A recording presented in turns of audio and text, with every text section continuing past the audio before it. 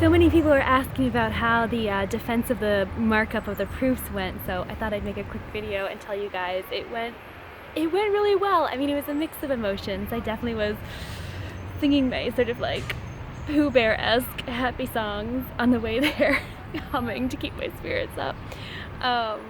But when I was there and when I met her, there was definitely this highly charged, wonderful hour of just feeling like I was collaborating with someone on this piece of work that she actually did deeply understand and put thought into, and she had arguments and backup justification for everything she did, and she also took what I said into consideration too, and it was this marvelous sort of back and forth, and so I do feel really good. I definitely had a couple like moments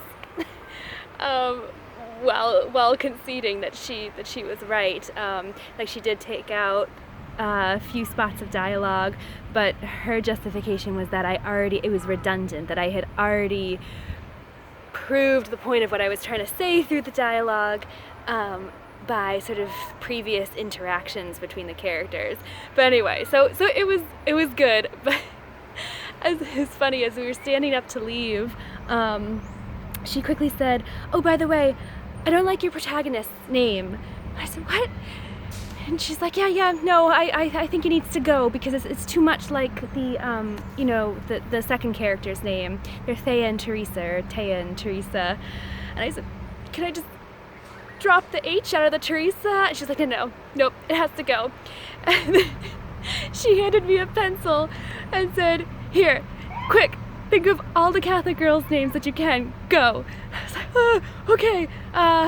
Kateri, Catherine, Mary, Anna, Bridget." She's like, "Stop." She's like, "Okay, Bridget, do you like the Irish version?" "Yes." "All right, that's her name." But it's okay. Yeah, it's all right. So it's now Thea and Bridget, the two girls' names. Oh, and then I also lost the line that I pointed out that I wanted back in about the feeling of like the warmth expanding in her heart towards the other girl, and she's like, "No, that's corny."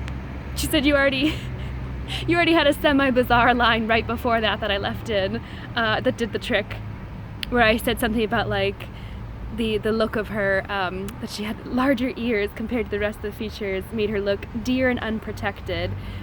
And then the piece kind of concludes, just like, nope, sorry, you don't get that one. And I said, "Oh, but I didn't do anything that was, about hearts and souls or the whole thing, so I thought that I had earned that indulgence from you." She's like, "No, I don't give indulgences, I'm Protestant."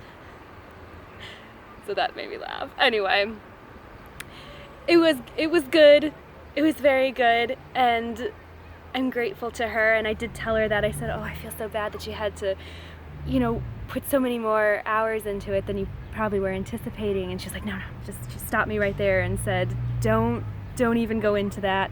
This is what I do. I'm happy to do this."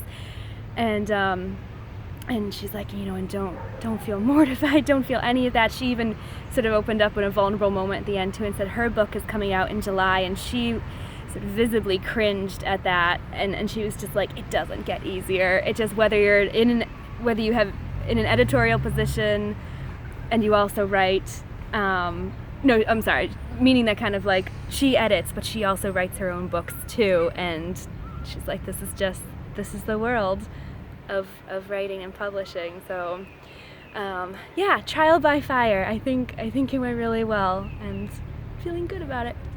So anyway, that was my update. As you can tell, didn't feel like writing a single sentence today.